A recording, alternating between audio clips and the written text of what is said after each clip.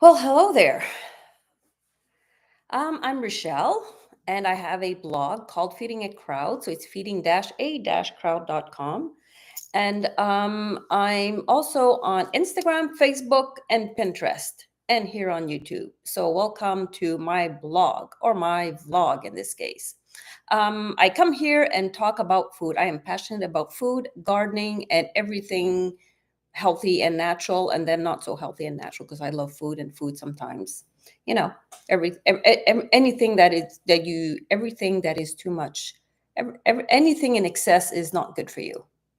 Even water. That's a whole other subject for another day. Take my word for it. So, like I said, welcome to Feeding a Crowd.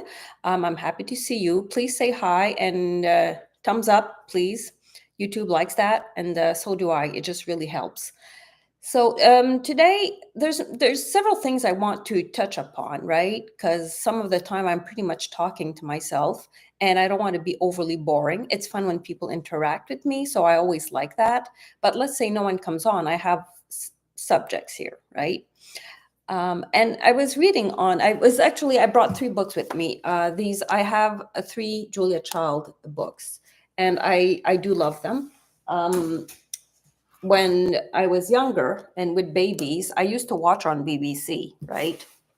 Ta-da, ta-da, ta-da, right? And who is she? Why is she? We all know her because of Julie and Julia. And anyone that loves to cook or bake and have watched what used to be like a lot of people thought a boring show today, I don't think anyone would watch Julia Child. But to me, she was so much fun to watch.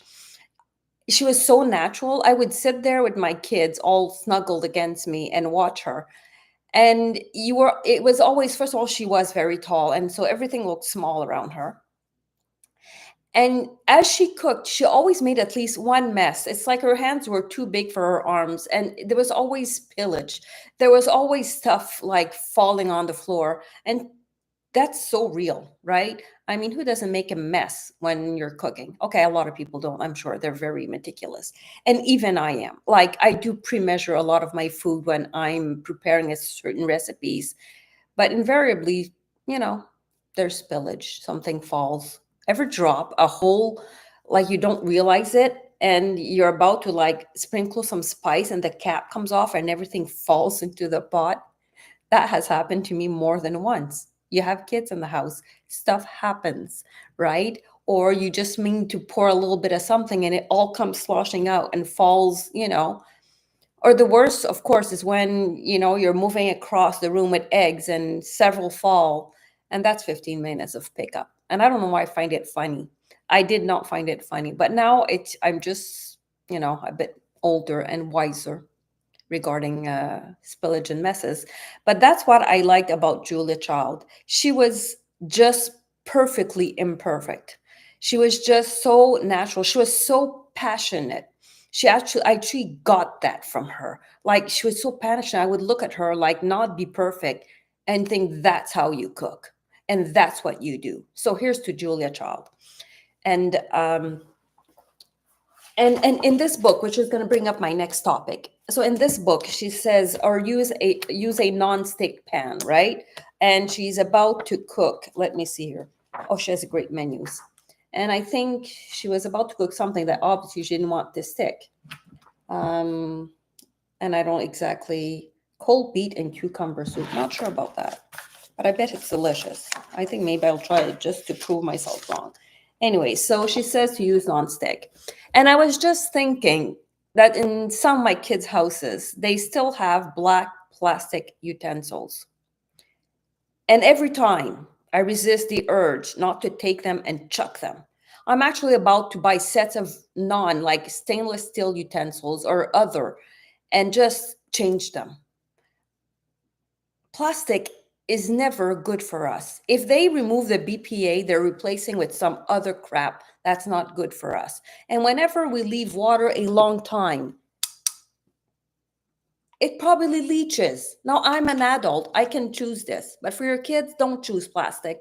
Don't choose black plastics for utensils because we're using acid with the plastic when we're baking, or lemon juice and vinegars and sugars and salt.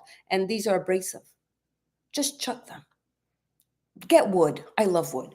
I have a bowl of wooden utensils. My spatulas. This is one of my favorite. Oh, where is it? So this is one of my favorites. What do I do with this one? It's super thin. Super thin. I do the eggs with this one. Choo-choo. No need for plastic. Get rid of the plastic. We're done with plastic. Especially the soft black plastic that you get at dollar stores. Just chuck it. So that's what I got from this Julia Child book. Non-stick, not great. There's other ceramic styles. I don't know that they're much better. Try to stick with stainless steel and iron skillets and enamel. Enamel might not be perfect. There's always something with something. But let's not do plastic so much. I just went on a rant. I am so sorry. Welcome to Feeding a Crowd, where I never rant about anything. Yes, I do. Okay, so do I have any notes somewhere? I know I have notes somewhere.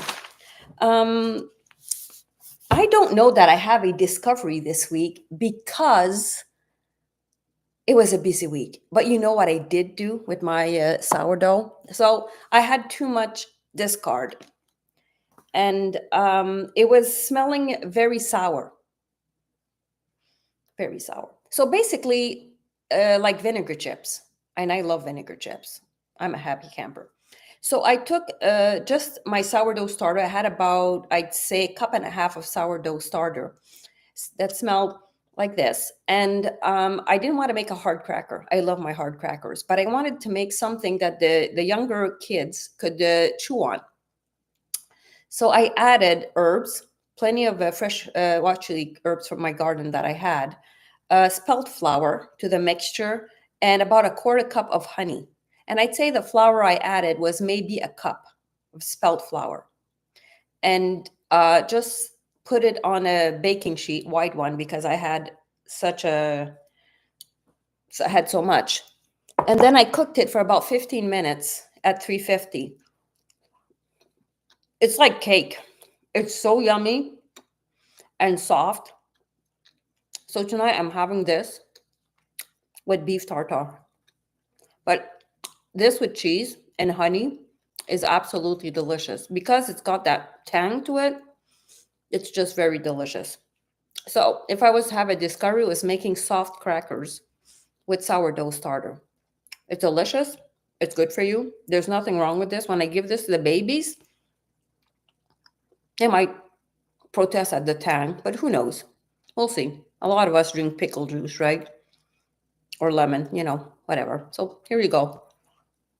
Okay, I have to stop. I can just eat this for a long time. So the recipes that came out last week, which my subscribers, will get in their newsletters. Glass. Is the bone marrow tomato sauce that I use with ravioli, or like as a simple sauce for a complex meal. Like ravioli is complex. You don't want to add a super sauce to a ravioli that's already full of flavor. The reason I like to add the bone marrow into a tomato sauce, it really does add a umami to it, and you're also adding bone marrow, which is good for us. It's full of gelatin. It's just full of vitamins, and we don't eat enough food that have bones in them. A chicken breast have protein, but you don't have all the better qualities or the better properties of what the whole chicken does. That's why chicken stock is so good for us, because you're getting all the good stuff from the bones from letting it simmer so long. So when you add roasted or bone marrow to any sauce, you're adding a lot of vitamins. And the kids probably wouldn't know. Adults do notice because it does add flavor to it. I call it a winter tomato sauce, because in the summer we'll do basil and we'll make it a lot lighter. But bone marrow tomato sauce is a thing. And actually, my dad loves the bone marrow. He will just pick at it and eat all the marrow, and two of my other kids. Some of them are just happy that it's there and pass it on to whoever wants to eat the bone marrow. So this week, bone marrow tomato sauce is one of the recipes that came out on my blog. I reposted the oatmeal brown bread with molasses and spelt.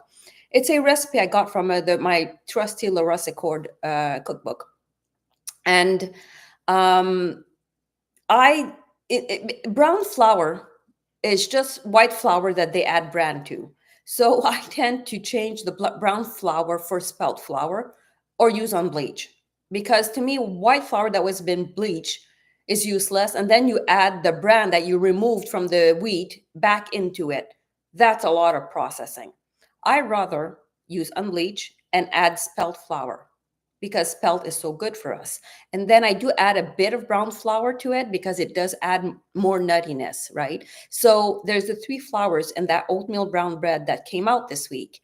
And oatmeal brown bread with spelt flour is amazing. If you're using unbleached flour, that bread will nourish you. Like one toast is plenty.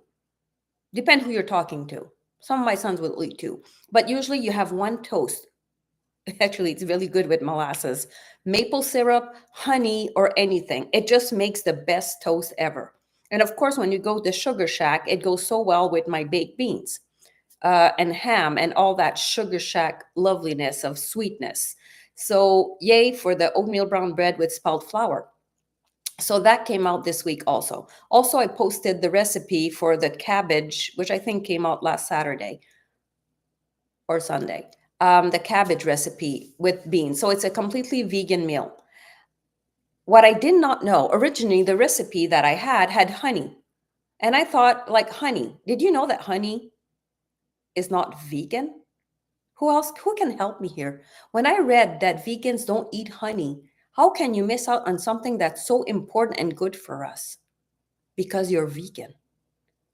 I mean, honey is so full of good properties. It's like what keeps us from getting all those seasonal allergies. Well, if you eat local honey, of course.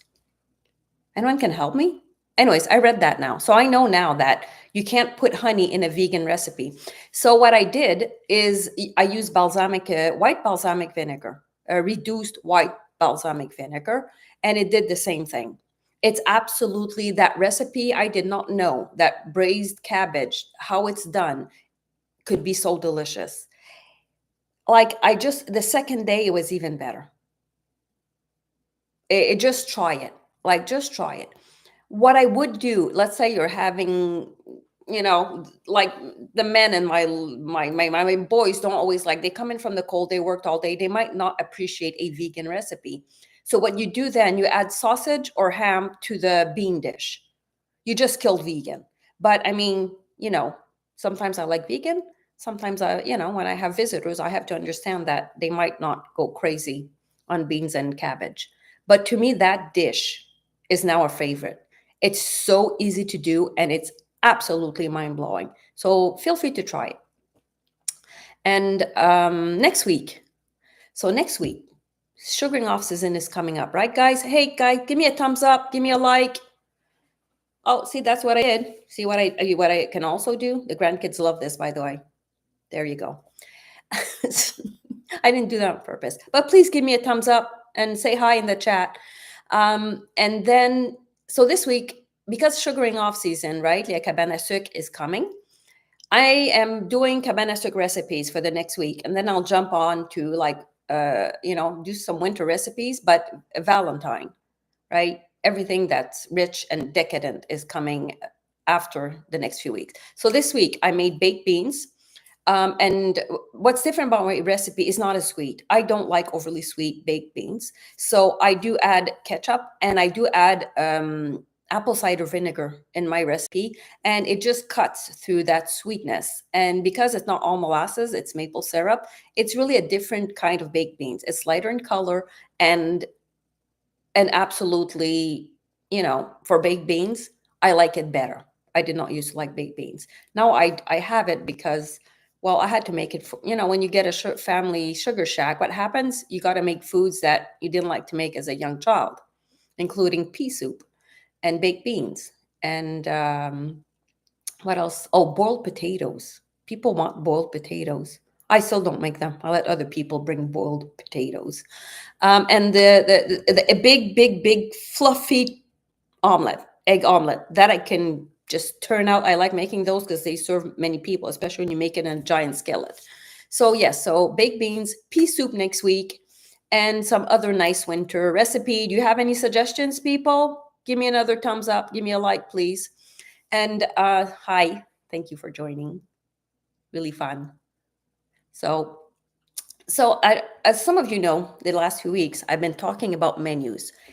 People get together, find us these old books, borrow them from me, and have a theme supper based on an author, on a cook, on a chef, and stick to one or like one chef. It just makes it so much. And if even just like a Catan night play, you know, go into a book, say, hey, all the recipes, like you guys all bring a small dish. It has to be from, I don't know, Martha Stewart, Julia Child. Who doesn't want an orange Bavarian torte? Almost looks delicious. Look at that. Ooh, there you go. So please, come on, people. Anyway, so I've been, this is one of my books from Julia Child. And look at her. You can, I used to watch in black and white, by the way, on BBC. I'm sure my kids would remember. Yeah, she speaks funny too. She's just awesome, and I really like her. And she's of course she's cooked with everyone in the world, right? So Julia Child's company. This is a Julia Child and More company because there's Cooking with Master Chef, and the first Julia Child and company is this one. That's how she used to laugh. So I didn't. Maybe next week I'll look at. Oh, look, Julia Child and Paul. This one is autographed with Paul, also her husband.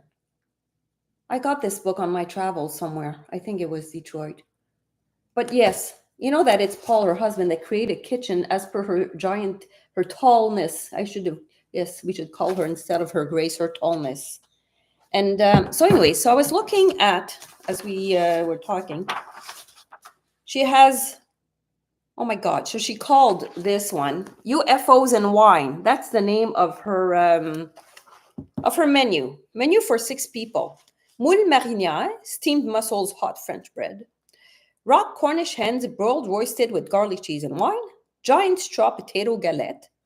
Cherry tomatoes tossed in butter and herbs. And French orange blueberry bowl. And then she suggests the wines. So that's her menu. That's one of Julia Child's menu. So preparations and marking. She does like I do in my recipe. She puts out everything you need in a picture. Oh, sometimes I forget an ingredient. I'm like, I hope that people don't forget it because I forgot to put it. She absolutely explains everything. It's like she's talking to you. I mean, it's like mussels are perishable and you should plan to cook them as soon as possible after gathering them. The latter will need more cleaning than cultivated mussels. First, wash the mussels. Then, with a short, stout knife, scrape off any seaweed, barnacles, etc. Are you laughing at me? I'm laughing at me. But it's how she used to speak. I used to love it. It's like she was singing as she spoke. So, yeah. So I think that's one of her menus. Giant try. And she goes on. She says, sometimes there's just too much to say about this ingredient, so I'm just going to keep it short. And she does. She keeps it short. So, postscripts. More on mussels. The chapter's so long, I'll try telegraphies. So, when we say Taiwanese, she invented this. She said, the chapter is so long, I'll try telegraphies. So, yeah, she talks about mussels. She just talks about everything because she was such a curious person that she had to read about everything and has many virtues as per her. The mussel lifestyle is efficient, low on the food chain, all bivalves filter seawater, mussels especially. Good doers, since filter more. Anyways, so now she has a country dinner. If you're boring, Jesus, maybe might like move on. Dear God. Anyways, Mediterranean hors d'oeuvres platter. So this is a country dinner. French bread, leek and rabbit pie. I need to make a rabbit. If I make rabbit, will any of you like accompany me? Leek and rabbit pie with buttermilk, herb biscuit topping. Does it look good? Not really. On the bottom, the orange little pot. Yeah, I'll make it look better. Or maybe it's just a style of picture. So anyway, so get old books. Go somewhere and buy an old book and look what people were doing then. I mean, these books are just awesome. And I just feel that, having people over in the middle of winter is so nice. And then hell, having other people help you with the meal is nice too. You don't have to control everything. Sometimes you just have to put it out there and tell them, like, and it is, I don't have the book. They're like, oh, go online. I'm sure the recipes are there. It's not as fun. But, or lend them the book. Or go to your local secondhand store and get books for $1 and share them with your friends and say, we're making this supper tonight or in 3 weeks, because you got to buy all these weird ingredients, especially with Julia Child. But it's not as bad as Martha Stewart. Martha Stewart's list ingredient is this long. So in this book, it's snow peas with butter. So people don't know how to make snow peas with butter, and so she does it. It's snow peas and butter with a sprinkle of salt. I guess people didn't know how to cook snow peas, but I guess I don't know it either. That's not true. You put butter, you put peas, you sprinkle salt, you toss them. Who knows? I found that. Anyways, so I don't know what time it is. I don't want to make this too long since you're not chatting. Next week, maybe we'll be chattier. And thank you for coming today. I really do appreciate it. Ask me questions anytime. I'm really easy. Please subscribe to my newsletter. It's going out today. Ka-ching. And did I do that? Okay. So it's going out today, and you'll see what I did. And also in my description, you get the recipe of my baked beans ahead of everyone else. So thank you. Please find me on feedingacrowd.com, and I'll see you soon.